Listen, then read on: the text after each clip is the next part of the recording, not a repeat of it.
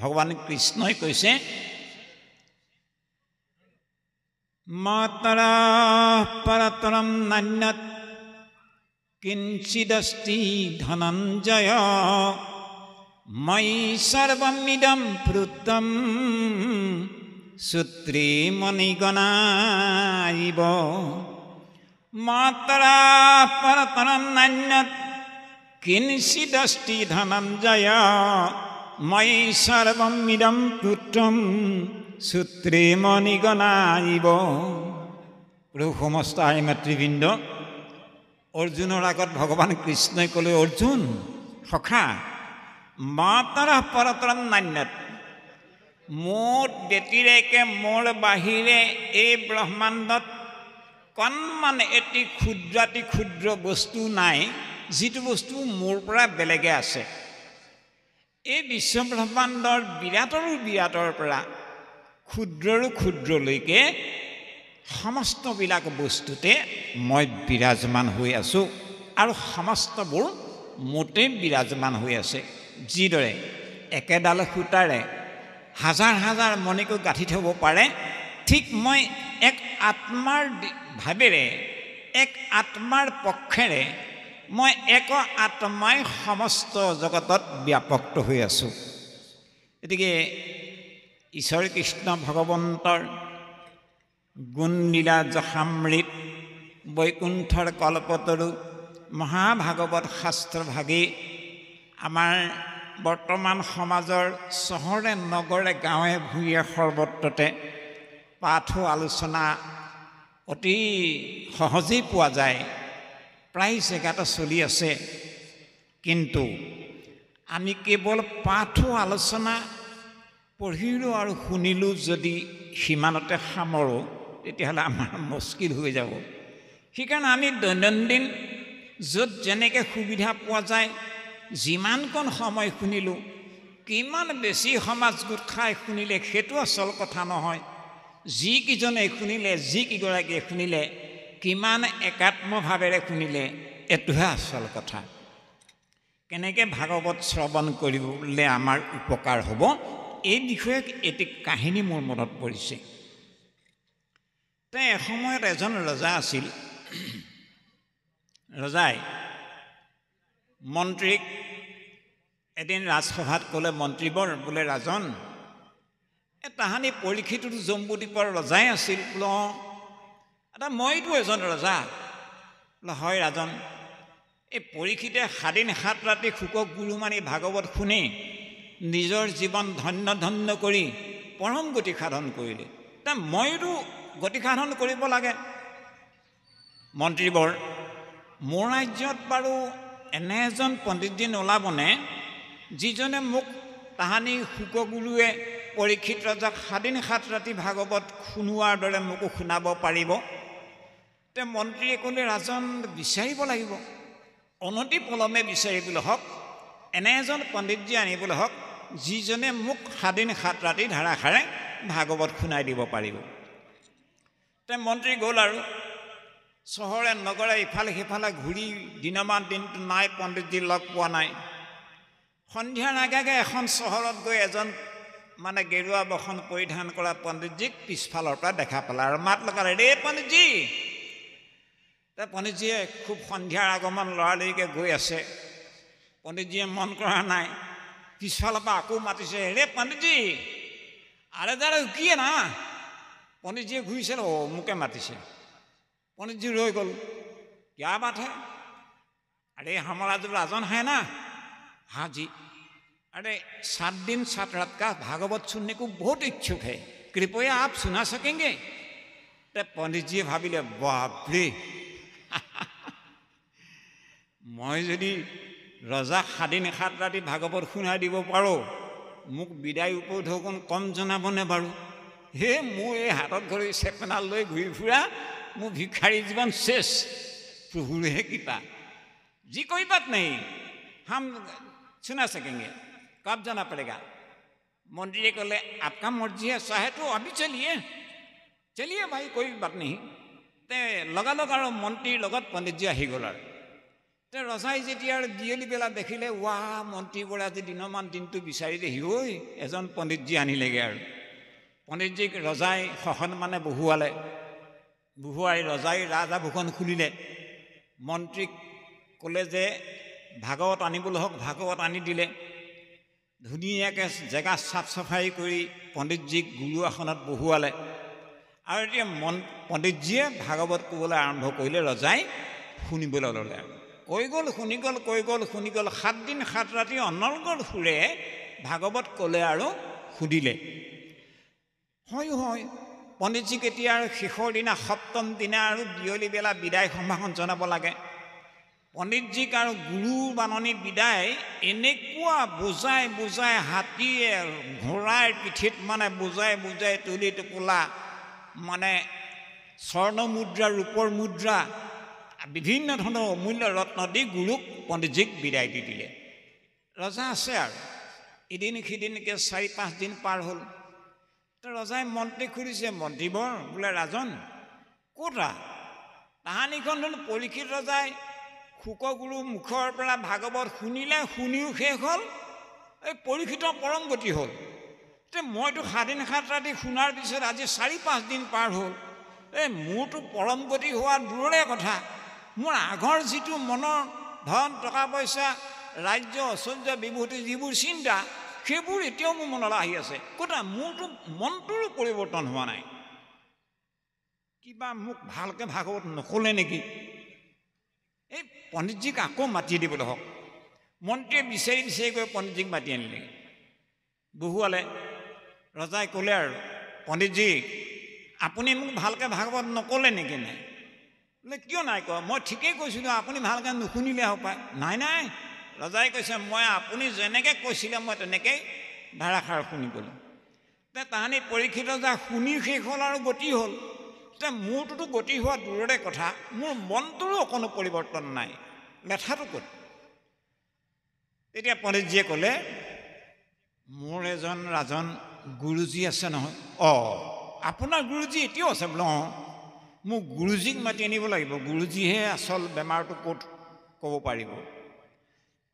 মাতি আনিবলৈ হওক দেহি ঐ আপোনাৰ গুৰুজীক মই দৰ্শন পাম মোৰে সৌভাগ্য মাতি আনিবলৈ হওক পণ্ডিতজীয়ে গৈ আৰু পণ্ডিতজীয়ে গুৰুজীক মাতি আনিলেগৈ গুৰুজীক ৰজাই বহুৱাই গুৰুজীক গোটেই কেছটো ক'লে আৰু গুৰুজী এইজন পণ্ডিতজী আপোনাৰ শিষ্য হয়নে বোলে হয় আপোনাৰ শিষ্য পণ্ডিতজীক মই গুৰু মানি 7 দিন 7 ৰাতি ভাগৱত শুনিলোঁ তাহানি শুকগুৰুক পৰীক্ষিত ৰজাই 7 দিন 7 ৰাতি ভাগৱত শুনিলে আৰু পৰীক্ষিতৰ পৰম গতি হ'ল মইতো 7 দিন 7 ৰাতি ভাগৱত শুনিলোঁ মোৰতো গতি হোৱা দূৰৰে কথা মোৰ অকণমানো পৰিৱৰ্তন নাই কথাটো কি হ'ল তেতিয়া গুৰুজীয়ে ক'লে ৰাজন এইবোৰ বাদ দিয়ক মোক বাৰু আপুনি অকণমান সময়ৰ কাৰণে আপোনাৰ ৰাজদণ্ডৰ ৰাজক্ষমতা মোৰ হাতত দিবনে ৰজাওতো মানে নাই একো নোকোৱা হ'ল ঠিকনা নাই এই সন্যাসী হাতত ৰাজদণ্ড বুলি ক'ম দি দিম কি বা কৰে গতিকে দিম বুলি ক'ব নোৱাৰা হ'ল নিদিম বুলি ক'ব নোৱাৰা হ'ল মৌন হৈ আছে এতিয়া গুৰুজীয়ে আকৌ ক'লে ৰাজন আপুনি চিন্তা নকৰিব অকণমান সময়ৰ কাৰণে দিয়ক আপোনাৰ ৰাজক্ষমতা আৰু আপুনি পুনৰ ঘূৰাই লৈ ল'ব ঠিক আছে মই এই মুহূৰ্ততে মোৰ ৰাজক্ষমতা মই গুৰুজীৰ হাতত সমৰ্পণ কৰিলোঁ গুৰুজীয়ে মন্ত্ৰীক কৈছে মন্ত্ৰীবৰ বোলে গুৰুজী মোক এই মুহূৰ্তত 2ডাল লৌহ শিকলি আনি দিবলৈ হওক লোহাৰ শিকলি 2ডাল আনি দিলে মন্ত্ৰীয়ে বোলে গুৰুজী অনা হ'ল ইয়াৰ প্ৰথমডাল শিকলিৰে ৰজাক ভাগৱত শুনোৱা পণ্ডিতজীৰ 2 হাত বন্দী কৰি দিবলৈ হওক দিলে বন্দী কৰি ৰজাৰ হুকুমৰ এতিয়া গুৰুজী ৰজাৰ বোলে গুৰুজী 2 নম্বৰ শিকলিডাল আৰু 2 নম্বৰ শিকলিডালে এই পণ্ডিতজী গুৰু মানি ভাগৱত শুনা যিজন ৰজা সেই ৰজাৰ 2 হাত বন্দী কৰিবলৈ হওক বন্দী কৰি দিলে এতিয়া গুৰুজীয়ে ৰজাক কৈছে ৰাজন আপুনি যে কৈছিলে যে তাহানি পৰীক্ষিতে ভাগৱত শুনি শেষ হ'ল পৰম গতি হ'ল মোৰতো একো পৰিৱৰ্তন হোৱা নাই তাৰ উত্তৰটো ইতিমধ্যে মই দিলোঁ ৰজাই ক'লে মই বুজা নাই গুৰুজী বোলে বুজা নাই যি মুহূৰ্ততে আপোনাৰ মন্ত্ৰীবৰে যেতিয়াই পণ্ডিতজীক ৰাস্তাত লগ কৰি এই প্ৰস্তাৱটো আগবঢ়াইছিল যে 7 দিন 7 ৰাতি ভাগৱত শুনাই দিব পাৰিবনে ৰজাক, সেই মুহূৰ্ততে ভাগৱত বক্তা পণ্ডিতজীয়ে মনতে এটা কল্পনা কৰিছিল, বাহ মই যদি ৰজাক ভাগৱত 7 দিন 7 ৰাতি শুনাই দিব পাৰোঁ, মোক টকা পইচা ঐশ্বৰ্য বিভূতি ধন ৰত্ন অলপ দিব নেকি? এই বুলি এটা মোহ নামৰ শিকলিত নিজে বান্ধ খাই লৈ ভাগৱত কোৱা হ'ল, যাৰ কাৰণে নেকি পণ্ডিতজীয়ে ভাগৱত কোৱাৰ পৰাও কোনো উপকাৰ সাধন নহ'ল। নম্বৰ 1। 2 নম্বৰত ক'লে ৰজাই যদিও বা ভাগৱত শুনিবলৈ ল'লে ভাল কাম, এইটো বৰ ডাঙৰ পুণ্যৱানৰ কাম, কিন্তু বোলে দেখাক দেখি উঠে গা আদায় বোলে মোকো খা, সেইধৰণে হ'লে নহ'ব। ৰজাই মনতে ভাবিলে এই পৰীক্ষিতহে গতি পাব পাৰে নেকি, মইতো ৰজা, সমান ৰজা, আমি দুইজন সমান ৰজা, গতিকে মই গতি হ'ব লাগে। এই অহংভাৱেৰে শুনাৰ কাৰণেও ৰজাই এই দম্ভ অহংকাৰত মত্ত হৈ সেই যিটো তমগুণৰ শিকলিত বন্দী হৈ শুনা হ'ল, যাৰ কাৰণে নেকি শুনাৰ পৰাও কামত নাহিল। সেইকাৰণে কঠোপনিষদ নামৰ এখন উপনিষদত এই কথাটো এনেকৈ কৈছে, নায়ম আত্মা প্ৰবচনে নলভ্য। আত্মা বা ঈশ্বৰক হেনো বোলে বহুত ঘণ্টা বাই ঘণ্টা বোলে প্ৰবচন কৰি আছে, বক্তৃতা দি আছে, ব্যাখ্যা কৰি আছে, এইজনে আৰু তৰিলে শইকীয়া নহ'ব, মিছা কথা। সেই কথাটো কৈছে, নায়ম আত্মা প্ৰবচনে ন লভ্য ন মেধয়া বহুনা শ্ৰুতে ন। না বহু ঘণ্টা বোলে একেধাৰে শুনি আছিল বোলে তৰিলা আৰু দেন নহ'বও পাৰে। সেইকাৰণে আমি সদায় শুনা আৰু কোৱাৰ মাজত খুব সাৱধানতা অৱলম্বন কৰিব লগা আছে। যি কোৱা যায় বাস্তৱ জীৱনত তাক নিজে আচৰিছোঁ নাই এবাৰ কিন্তু আমি চিন্তা কৰি চোৱাৰ এটা সময় আহিল, তেতিয়াহে ভাগৱত ধৰ্ম হ'ব। সেই কথাটোকে 9 গৰাকী সিদ্ধৰে ভিতৰৰ কবি নামৰ সিদ্ধগৰাকীয়ে নিমি ৰজাৰ আগত ভাগৱত ধৰ্ম বুলি কৈছে। কি বুলি কৈছে? অ ৰাম আপুনি আচৰি ধৰ্ম আনকো শিখায়,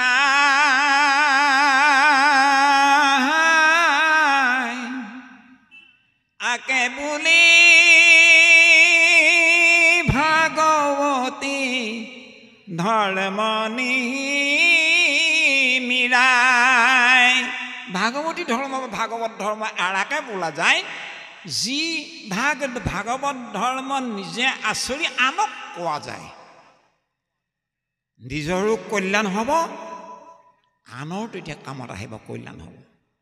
কিন্তু এই অধৰ্মৰ নিচিনা সেই পণ্ডিতজী আৰু এই অধৰ্মৰ মাজত পাৰ্থক্য নাই, যাৰ কাৰণে নেকি আজি প্ৰায় 25 বছৰৰ ঊৰ্ধত গ'ল ভাগৱত ব্যাখ্যা, গীতাৰ ব্যাখ্যা, কীৰ্তন নামঘোষাৰ ব্যাখ্যা কৰোঁতে গ'ল। কিমানজনক আগবঢ়াব পাৰিলোঁ সেইটোহে আচল কথা। নাই, আমাৰ প্ৰাণজিৎ গগৈ উদীয়মান যুৱকজনাক লগ পোৱাৰ আগত, তাৰো 4-5 বছৰ আগত এজন ব্যক্তি ওলাইছিল, সেইজনকো প্ৰায় 3 বছৰমান লাগি এজনে সুদক্ষ ব্যাখ্যাকাৰ হিচাপে উলিওৱাৰ প্ৰয়াস কৰিছিলোঁ।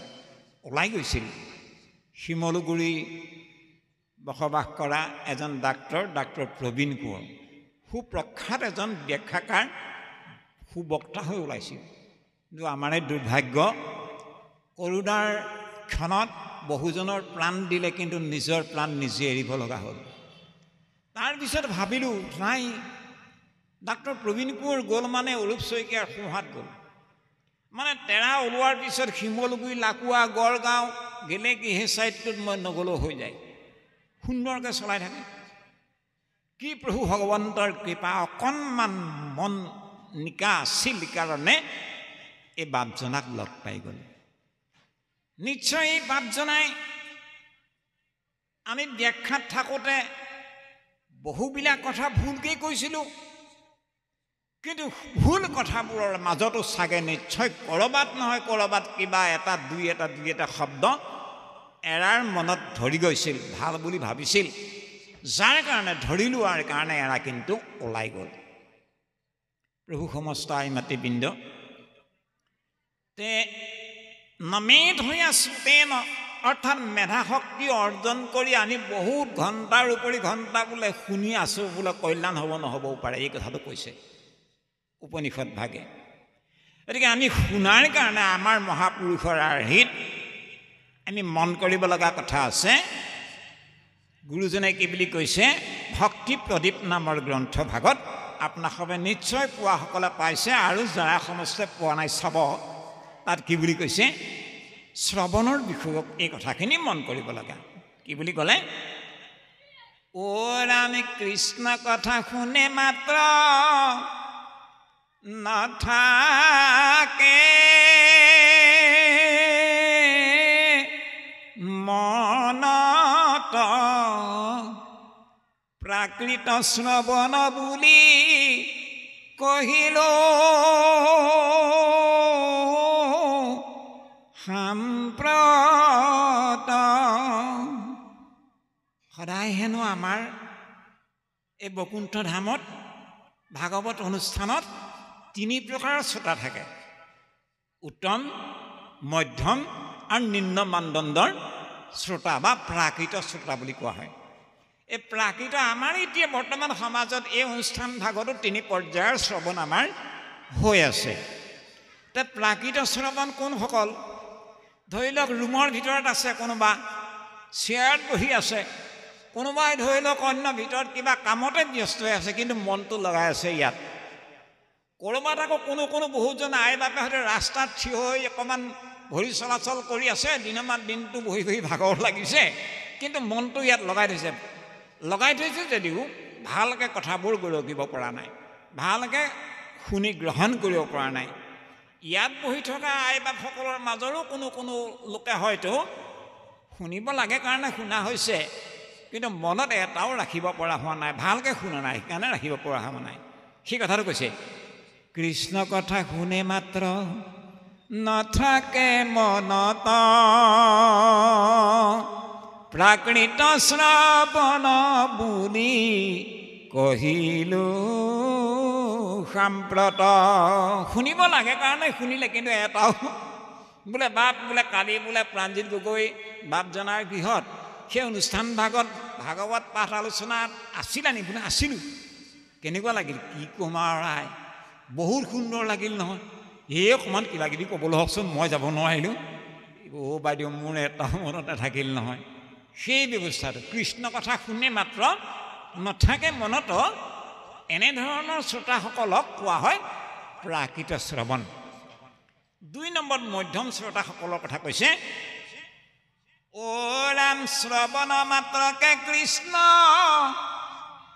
বিষয়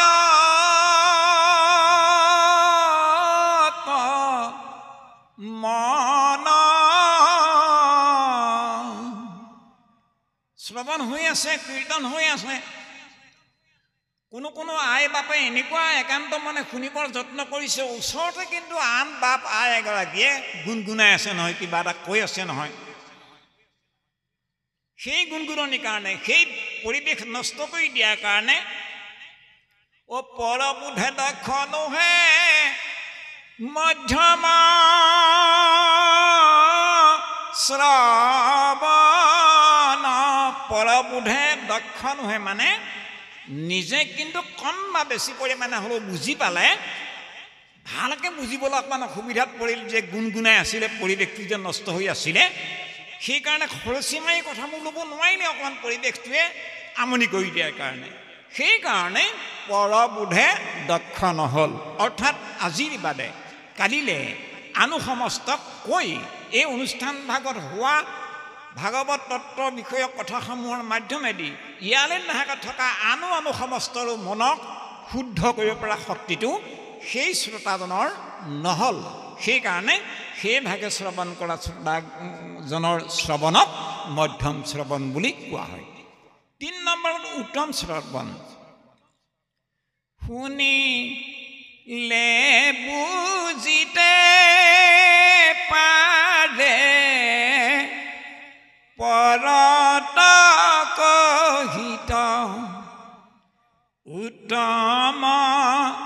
শ্ৰৱণ বুলি কহিল নিশ্চিত।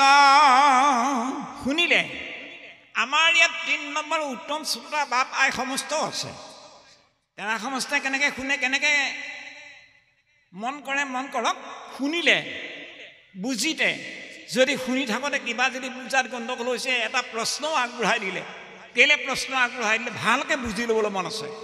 শুনিলে বুজিতে ভালকৈ বুজি ল'লে। সেইকাৰণে আজিৰ বাদে কালিলে পাৰে পৰত কহিত আনৰো মনত সেই কথাবোৰ সোঁৱৰাই, সেই কথাবোৰৰ মাধ্যমেদি আনৰো মনৰ দুৰ্বলতাটো, আনো সমস্তৰ মনৰ মানে অন্ধানুকৰণক খণ্ডন কৰি যুক্তি সহকাৰে তেৰা সমস্তকো মহাপুৰুষীয় আৰ্হিত প্ৰতিমান কৰাই দিব পৰা যিটো শক্তি থাকে, সেই উত্তম শ্ৰোতাজনৰ সেই শ্ৰোতাজনক সেই ভাগ শ্ৰৱণক উত্তম শ্ৰৱণ বুলি কোৱা হৈছে। আৰু কীৰ্তন গ্ৰন্থই প্ৰশংসা কৰিছে কি বুলি মন কৰিব মহাপুৰুষৰ কলমে? অ তাৰা হবে ধন্য, তাৰা হবে পূজ, তাৰাহে সুৰহিত জন, কলি যুগে হৰি আনকো বোলাৱে, আপোনো কৰে কীৰ্তন। তাৰা হবে ধন্য, অৰ্থাৎ যিসকলে ভাল ধৰণে শুনি ল'লে, বুজি ল'লে, আনকো সেই নিজে বুজা কথাটো ন দি কৈ আনৰো সংশয় ভঞ্জন কৰাত লাগি গ'ল। তাৰা হবে ধন্য, তাৰা হবে পূজ্য, তাৰাহে সুহৃদজন, কলি যুগে হৰি আনকো বোলাৱে, আপুনিও আচৰে, অৰ্থাৎ আপুনো কৰে কীৰ্তন। প্ৰভু সমস্ত আই মাতৃবৃন্দ, আমি অতিকে সৌভাগ্যৱান। কিয়নো বছৰটোৰ মূৰত হ'লেও প্ৰাণজিৎ গগৈ নামৰ বাপজনাই এককভাৱে অকলে সমস্ত ৰাইজে, গাঁওবাসী ৰাইজে কৰিব লগা কামটো তেৰাই অকলে শাৰীৰিক, মানসিক, আৰ্থিক সকলো প্ৰকাৰে তেৰাই আপোনাসৱে যাতে আৰামত বহি আপোনাসৱে যথা সময়ত এটুপি জলপান, এটি জলপান, এটুপি চাহ, এখন তামোল পাইছে, এভাগ সিদ্ধ অন্ন পাইছে, ইয়াতকৈ আৰু কোনো সুবিধাৰ কোনো প্ৰয়োজন নাই। ইমান সুবিধা কৰি দিছে। আৰু নিম্নাসন আছে, বৈকুণ্ঠৰ আসন, উচ্চাসনতো আছে। য'তে যেনেকৈ যাৰ যি সুবিধা অসুবিধা আছে বহি মাথোন শুনিব লাগে। ভাই মহন্তৰ মুখে কথা শুনা প্ৰথমত, তেনেকে পুৰুষে পায় ভকতিৰতত। কথা শুনিলেহে গুচে মনৰ সংশয়, কৃষ্ণৰ সেৱাত ৰতি তেৱেহে বাঢ়য়। আমি ঈশ্বৰ কৃষ্ণ ভগৱন্তৰ দুখানি পাদপদ্মত আমাৰ ৰতি প্ৰীতি শ্ৰদ্ধা নিবেদনৰ কাৰণে আমি কোনো তপ কৰিব নালাগে, কোনো যাগ যজ্ঞ কৰিব নালাগে, কোনো পূজা পাতল কৰিব নালাগে, কোনো দান দক্ষিণা কৰিব নালাগে, কোনো শ্ৰাদ্ধ পিণ্ড কৰিব নালাগে। কেৱল এটাই কাম কৰিব লাগিব, সাধুসন্ত আপোনাসৱ মহামহন্তৰ শ্ৰীমুখে আমি শ্ৰৱণ কৰিব লাগিব। কেনেকৈ? উত্তম শ্ৰৱণ প্ৰক্ৰিয়াৰে আমি কথা যিমান যিমান পৰিমাণে শুনিব পাৰোঁ, সিমান পৰিমাণে আপোনাৰ মোৰ হৃদয়খনত জমা হৈ থকা মলবোৰ আঁতৰিব আৰু আনো সমস্তৰো আমি মল দূৰ কৰাৰ শক্তি আমাক লগন হৈ যাব। প্ৰভু সমস্ত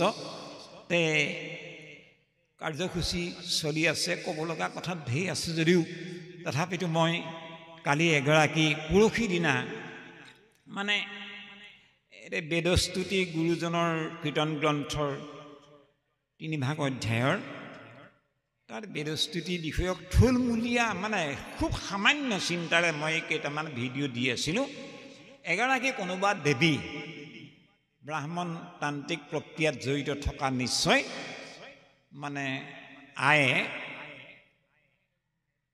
ভাগৱত গ্ৰন্থৰ 10ম স্কন্ধত বেদস্তুতি, কীৰ্তন গ্ৰন্থত গুৰুজনৰ আধাৰত বেদস্তুতি 3 ভাগ অধ্যায়ত 3 ভাগ অধ্যায়তে আদি মধ্য অৱসান শেষ কেৱল মাত্ৰ এভাগেই মহাতত্বৰ কথা প্ৰকাশ কৰিছে। ঈশ্বৰ কৃষ্ণ ভগৱন্তৰ গুণ যশ শ্ৰৱণ কীৰ্তন নামিব কেৱলম কলো নাস্তেব গতিৰ অন্যথা বুলি সিদ্ধান্ত দিছে।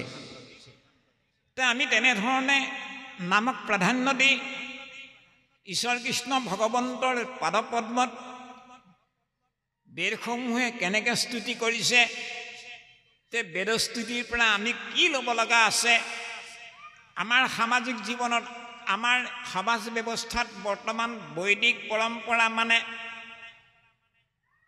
কেনেধৰণে ভাবি আছো আৰু বেদসমূহে কি বুলি কৈছে বেদে একেবাৰে ৩ নম্বৰ অধ্যায়ৰ শেষৰ মানে পদযোগাত কি বুলি কৈছে এৰাম তোমাৰ পৰম জ্ঞান দিওক মাধৱ মোক সুখে দুখে যিটো দিনহীন দিওখেহি নাৰায়ণ শ্ৰৱণ কীৰ্তন ভক্তি নহো যেন বেদৰ অধীন স্বয়ং বেদসমূহে কৈছে দুলৰী ছন্দত ৩ নম্বৰ অধ্যায়ৰ শেষৰ ফালে যে তোমাৰ পৰম জ্ঞান দিওক মাধৱ মোক সুখে দুখে যিটো দিনহীন দিন মানে দুখীয়া হীন মানে নোহোৱা অৰ্থাৎ তোমাৰ গুণজোখে তোমাৰ নাম বস্তুৱে কোনো কালে কেতিয়াও অভাৱ নাই দিওখেহি নাৰায়ণ শ্ৰৱণ কীৰ্তন ভক্তি নহো যেন বেদৰ অধীন আমি বেদসমূহৰ অধীন যাতে আমি বেদসমূহ হৈ থাকিবলগীয়া নহয় ইয়াৰ অভিপ্ৰায় কি এনেধৰণৰ কথাবোৰ বিশ্লেষণ কৰি দিয়া এটা ভিডিঅ' চাই এগৰাকী আয়ে ক'লে আপুনি সনাতন ধৰ্ম মানে নাজানে ৱাহ সনাতন ধৰ্ম মানে আইগৰাকীয়ে কি বুজিছে মই মানে ভাবি ভাবি শেষত এটাই সিদ্ধান্ত পালোঁ নিশ্চয় তেৰা এই সনাতন ধৰ্ম মানে ইন্দ্ৰ চন্দ্ৰ সূৰ্য কুবেৰ বায়ু বৰুণ যাগ যগ পূজা পাতল দান দক্ষিণা শ্ৰাদ্ধ পিণ্ড এইবোৰকে বুলি ভাবি থাকে নেকি সেইবোৰকে সনাতন ধৰ্ম বুলি ভাবি থাকে নেকি আৰে সনাতন ইন্দ্ৰক কৈছে নেকি সনাতন চন্দ্ৰ কুবেৰ বায়ু বৰুণ অগ্নি চন্দ্ৰ সূৰ্যক কৈছে নি সনাতন নাই কোৱা আমাৰ কৃপালু গুৰুজনে সনাতন কাক কৈছে ভগৱানে কৃষ্ণই কৈছিলে যে হে বিধিবৰ সৃষ্টিৰ পূৰ্বত মই আছিলো জান মই সৃষ্টি যেতিয়া একো নাছিলে তেতিয়াও কেৱল সৃষ্টিত এভাগেই ৰত্ন আছিল সেইভাগ মই নিজে পিছে মই আকৌ কাৰোবাৰ কাৰ্য হৈ নাছিলোঁ কাৰোবাৰ কাৰণ হৈ নাছিলোঁ কাৰ্য কাৰণ কিছু নাছিলে ক আনহাতে এই সংসাৰখনৰ প্ৰত্যেকটো বস্তুৱে এটা আনটোৰ কাৰ্য ইটো সিটোৰ কাৰণ ৰূপে প্ৰকাশ পাই আছে বোলে এই অনুষ্ঠান ভাগ কাৰ কাৰণে হ'ল বোলে প্ৰাণজিৎ গগৈ বাপজনাৰ কাৰণে হ'ল কাৰণ হ'ল প্ৰাণজিৎ গগৈ বোলে কাৰ্য কি বৈকুণ্ঠৰ কল্পতৰ ভাগৱত বস্তু নাম সিংহ মহাকাৰ্য হ'ল বোলে ব্ৰহ্মাক কোনে সজন কৰিলে তজুনাভি কমলত ব্ৰহ্মা ভৈলা জাত অৰ্থাৎ ব্ৰহ্মাৰ কাৰণ হ'ল ব্ৰহ্ম এই ব্ৰহ্ম কাৰ কাৰণে হ'ল বুলি কোনো প্ৰশ্নও নাই উত্তৰ নাই সেই কথাটো কৈছে সৃষ্টিৰ পূৰ্বত মই আছিলোঁ জান কাৰ্য কাৰণ কিছু নাছিলে কোৱা ন সেই বিধিব দেখিবে ক মোক মাত্ৰ সৃষ্টিৰ মধ্যত যত দেখা শুনা মানে ময়ে বিচাৰত পিছে বিধিবৰ মনত ৰাখিবা এই সৃষ্টিখন দেখি থকা জগতখন বেছি দিন নাথাকে এনে এটা দিন আহিব যিটো দিনত ই আকৌ অব্যক্ততে নিৰ্জান হ'ব অব্যক্তাদিনি ভূতানি ব্যক্তম মধ্যানি ভাৰত অব্যক্তান্নিধনান্নিব তত্ত্বকা পৰিদেৱনা এই বুলি অৰ্জুনৰ আগত ভগৱান কৃষ্ণই ক'লে হে অৰ্জুন তুমি যে এই পিতামহ ভীষ্ম দ্ৰোণ দুৰ্যোধন দুঃশাসন ধৃতৰাষ্ট্ৰ এই গোটেইবিলাকক যে দেখিছা এইবিলাক ক'ৰ পৰা আহিছিল জানা অব্যক্তৰ পৰা অব্যক্তাদিনি ভূতানি আপুনি আমি সমস্তজন অব্যক্তৰ পৰা অব্যক্ত পৰম ব্ৰহ্মৰ পৰাই আমি আগমন হ'ল ব্যক্তম মধ্যানি ভাৰত মাজতে কেইটামান দিনৰ কাৰণে আমি দেখা দেখি হৈ আছোঁ কোৱা মেলা শুনা মেলা কৰি আছোঁ আৰু কেইটামান দিনৰ পিছত অব্যক্তান্নিধনান্নিব পুনৰ আকৌ আমি অব্যক্ততে আমি শেষ হৈ গুচি যাম মাটি পানী দেহা মাটি পানীতে বিলীন হৈ যাব পঞ্চভৌতিক দেহা ইয়াতে এৰি থৈ আমি অব্যক্তৰ পৰা আহিছিলোঁ আৰু অব্যক্ততে গুচি যাব লাগিব হে ব্ৰহ্মা অৱশেষ থাকো মই সৃষ্টিৰ অন্তত কুণ্ডল ভাঙিলে যেন সোণা স্বৰূপত। এই সৃষ্টি যেতিয়া নাইকিয়া হ'ব তেতিয়াও থাকি যোৱা তত্ত্ব কেৱল মই মাথো। সেই ঈশ্বৰ কৃষ্ণ ভগৱন্তকে কেৱল সনাতন বুলি কোৱা হয়। আৰু সেই সনাতন ব্ৰহ্ম বিষয়ক যিখিনি নীতি নিয়ম, যিখিনি লেখন ভাষণ, যিখিনি আৰ্হি প্ৰণালী, সেইসমূহকে সনাতন ধৰ্ম বুলি কোৱা হয়। আইগৰাকীয়ে কৈছে আপুনি সনাতন ধৰ্ম নাজানে নেকি?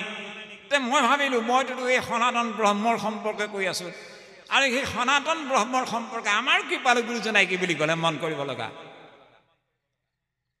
আমাৰ কৃপালু গুৰুজন বস্তুৱে প্ৰচাৰ কৰা ধৰ্মভাগৰ নাম একশৰণ নাম ধৰ্ম বুলি আমি জানো।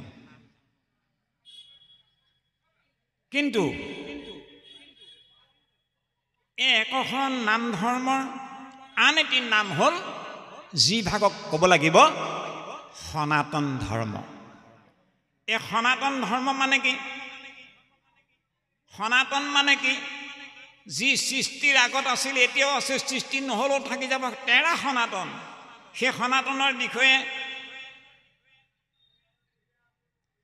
আমাৰ কৃপালু গুৰুজনাই ঘোষা জকাত যে আমি নাম গাওঁতে মানে পহিলা মানে লগোৱা হয়, কৃষ্ণ হৰি ৰাম ৰাম ৰাম অনন্ত অচ্যুত সনাতন নাৰায়ণ প্ৰাণে কৃষ্ণ হৰি ৰাম ৰাম ৰাম অনন্ত অচ্যুত সনাতন কি নাৰায়ণ, যি নাৰায়ণ সমস্তৰে প্ৰাণ। নম্বৰ 1 অৰ্থাৎ ঈশ্বৰ সনাতন। 2 নম্বৰ কৃপালু গুৰুজনে বৰগীত এচুকাৰ জৰিয়তে সনাতন শব্দটো প্ৰকাশ কৰিছে, মন কৰিব। অপৰভাতে সুমৰু গোবিন্দ হৃষিকেশ